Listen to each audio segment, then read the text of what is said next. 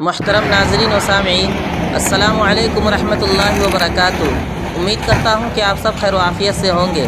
ناظرین، دارالعلوم دیوبند کے سابق شیخ الحدیث و صدر المدرسین حضرت مولانا مفتی سعید احمد صاحب پالنپوری نور اللہ مرقدہ کے اہل خانہ کے ساتھ دہلی ممبئی ایکسپریس ہائی وے پر ایک بہت بڑا حادثہ پیش آیا ہے۔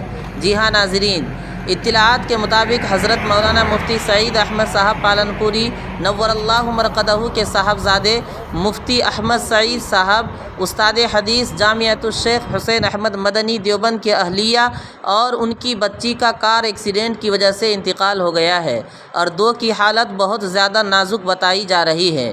ناظرین، تمام احباب سے دعا کی درخواست ہے کہ دعا فرمائیں، اللہ تعالی حضرت کے اہل خانہ کو صبر جمیل عطا فرمائے، مرحومین کی مغفرت فرمائے اور بقیہ لوگوں کو صحت و تندرستی عطا فرمائے، آمین یا رب العالمین۔